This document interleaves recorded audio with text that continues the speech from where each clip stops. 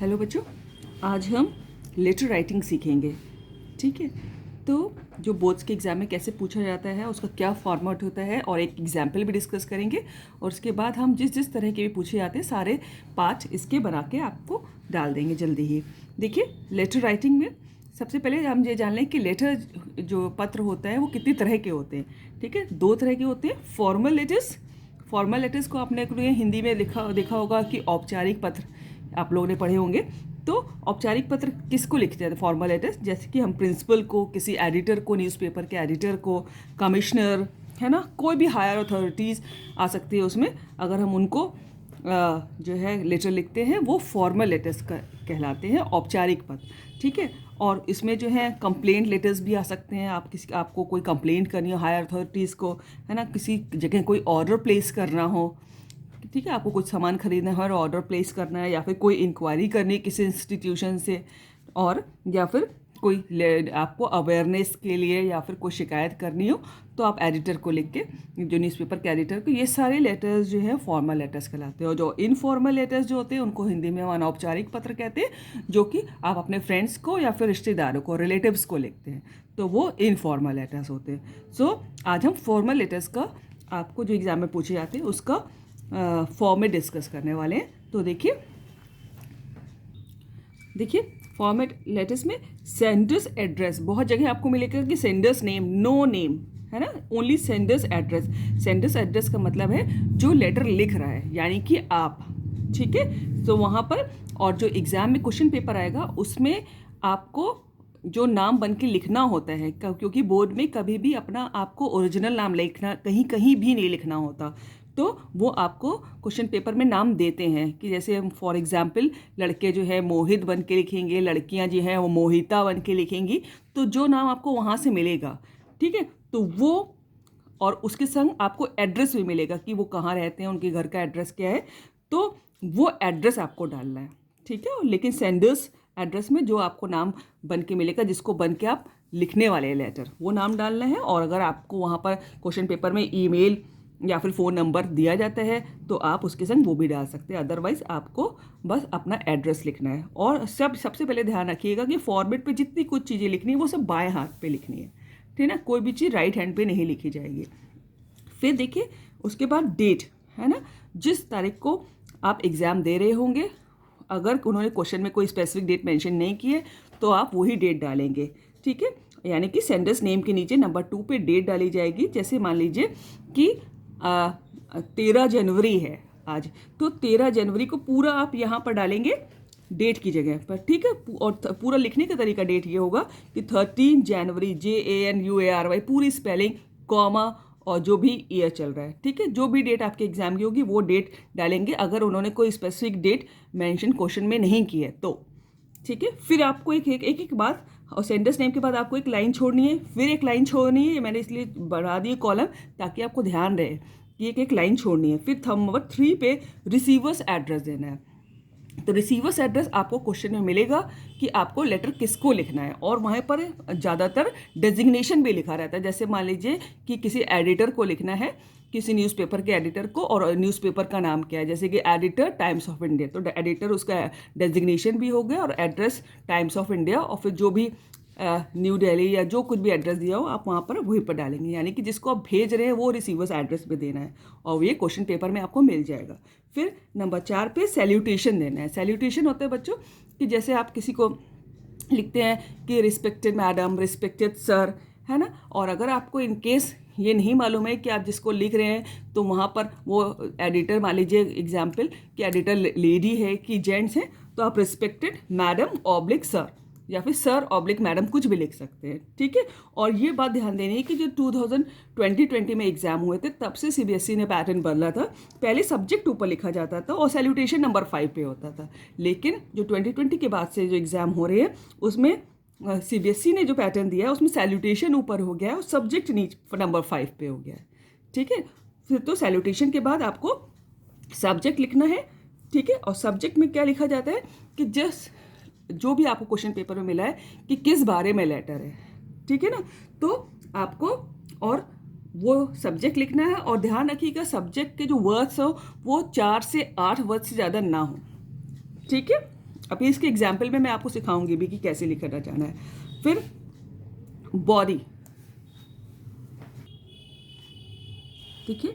फिर बॉडी में हमें 3 बातों का ध्यान रखना होता है कि देखिए सबसे पहले पैराग्राफ 1 में जो आप बॉडी लिखेंगे लेटर की, कि अपने आपको जो नाम आपको वहाँ पर मिला है कि आप क्या बन के लिखना है, तो आप वो अपना नाम देके अपने आप को इंट्रोड्यूस करेंगे कि मैं फॉर एग्जांपल लड़कियाँ लिखें कि मैं मोहिता हूँ और मैं यहाँ पर रहती हूँ, है ना, मैं दिल्ली की रेजिडेंट हूँ, है इस टाइप का कुछ भी जो भी आपको क्वेश्चन पेपर में मिला होगा आप अपने आप को इंट्रोड्यूस करेंगे शॉर्ट में, और the reason of writing the letter कि आप ये लेटर क्यों लिख रहे हैं, ठीक है, वहाँ पर लिखेंगे। फिर पैराग्राफ बदल के आप उसके मेन टॉपिक जो है, अगर आपको कोई प्रॉब्लम है, किसी आप हायर अथॉरिटीज़ को कोई कंप्लेंट कर रहे हैं तो क्या शिकायत है, उससे आपको क्या दिक्कत होती है, और या फिर अगर आप कोई ऑर्डर प्लेस कर रहे हैं तो आपको क्या चीज़ चाहिए, है ना, उसकी अगर आप कोई इंक्वायरी कर रहे हैं तो उसका टाइमिंग क्या है, उसका शेड्यूल क्या है, उसकी फ़ीस क्या है, जो कुछ भी आपको पूछा आप डिटेल में लिखेंगे यहाँ पर। नंबर 3 पे फिर पैराग्राफ चेंज करके आप कॉन्क्लूड करेंगे बहुत पोलाइटली कि आपका लेटर लिखने का मकसद क्या था और आपको उनसे क्या चाहिए, ठीक है। ये बॉडी पार्ट 3 में।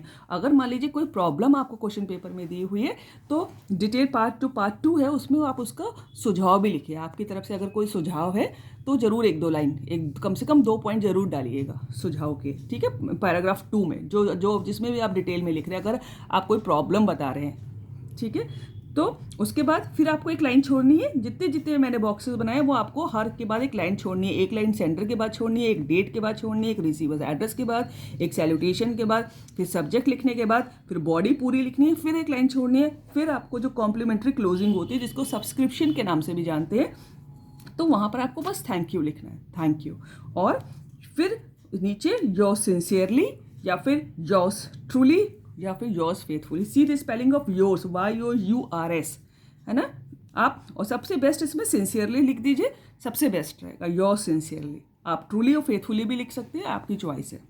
फिर आपका जो भी नाम वहाँ पर दिया गया है कि आपको क्या बन के लिखना है, आपको यहाँ पर नाम देना है, ठीक है। बहुत सी जगह आपको मिलेगा कि सबसे सेंडर्स नेम एंड एड्रेस अपने नंबर 1 पे, वहाँ पर नाम कभी भी नहीं लिखा जाता, सबसे एंड में है। आपने आगे लिख दिया कि as given in the question paper, जो भी नाम आपको लेना है आप वो बन के लिखिए। So this is the format of informal letter. Now I will give you an example.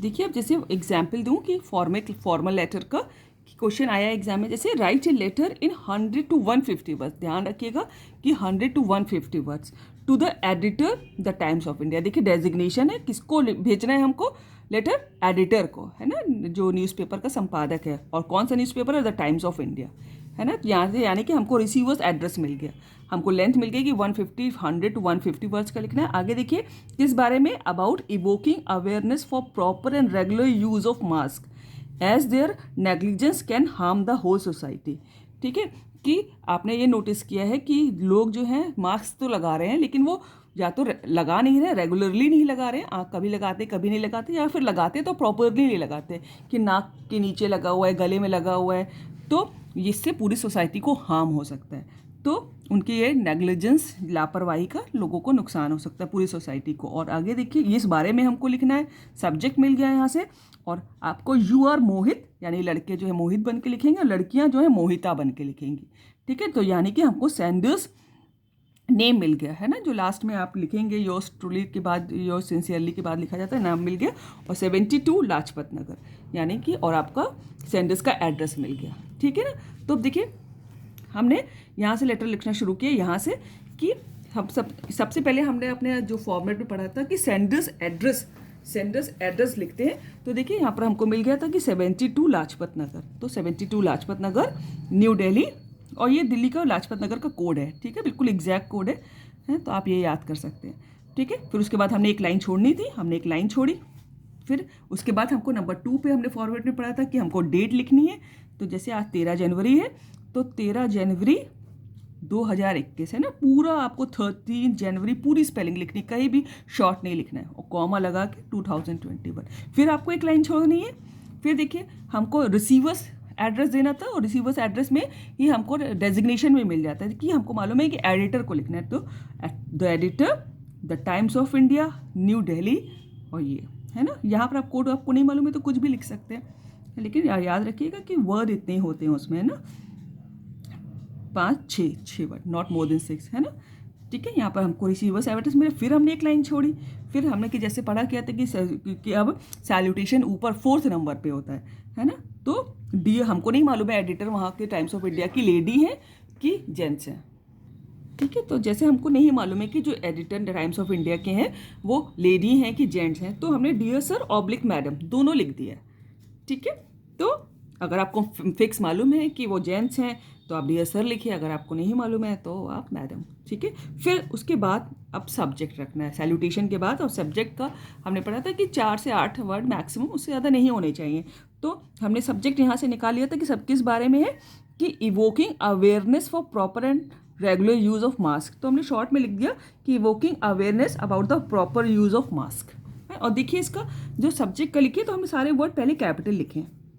ठीक है, या दा तो नहीं, कि मेन जितने भी वर्ड होते हैं, ऑफ भी नहीं, ये जो मेन जितने वर्ड होते हैं सब कैपिटल लिखे।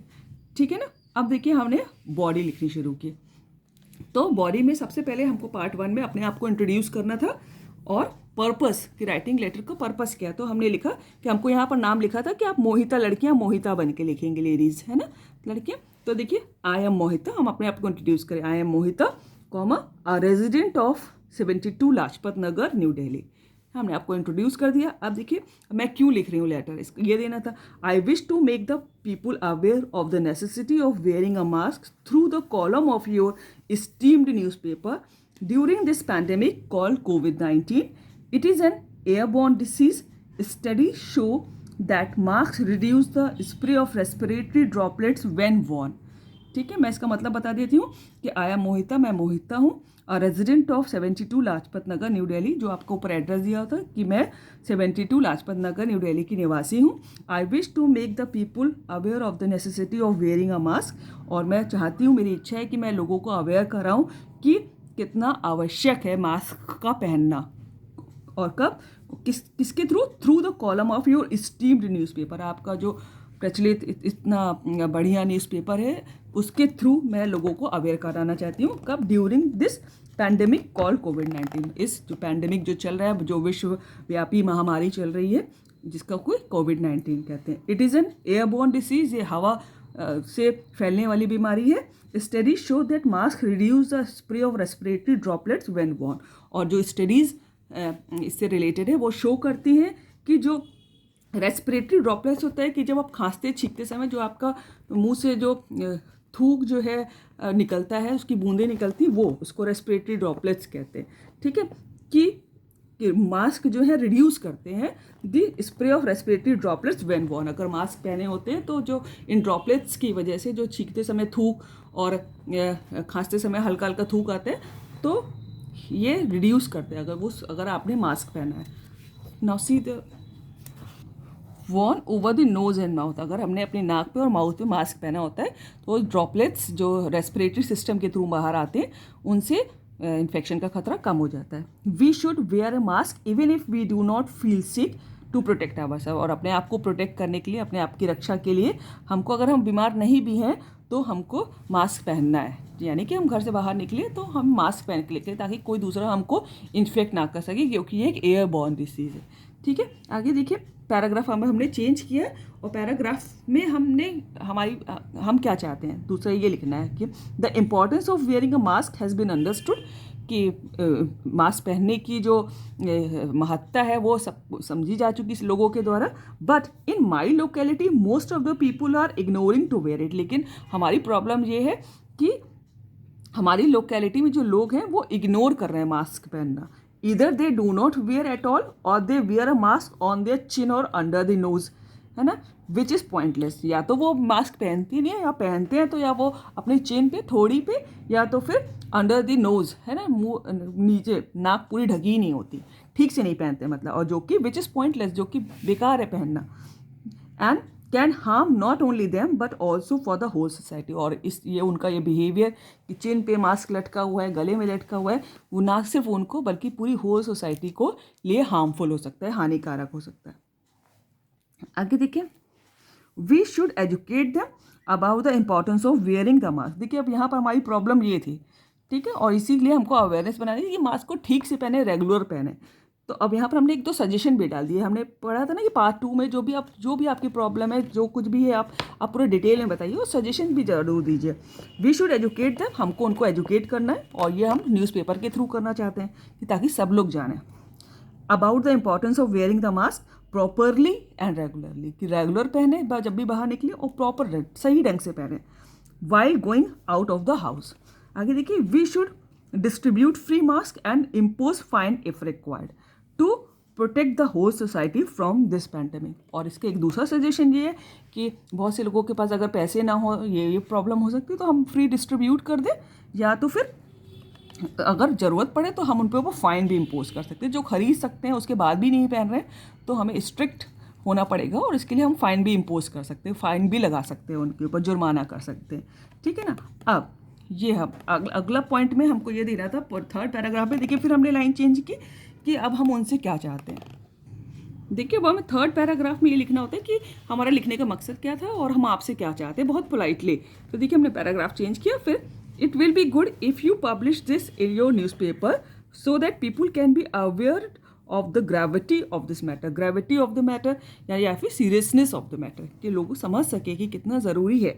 And some measures may be adopted by them on time, और समय रहते ही उनके द्वारा सही कदम उठाया जा सके, है ना। फिर जब सब जगह फैल ही जाएगा तो फिर क्या फ़ायदा, ठीक है ना।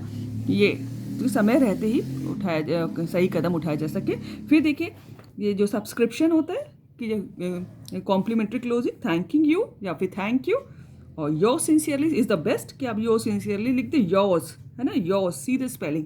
और आपको नाम मिला था कि मोहिता बन के लड़कियाँ लिखेंगी तो मोहिता, लड़के सारे मोहित लिखेंगे। So this is an example of formal letter.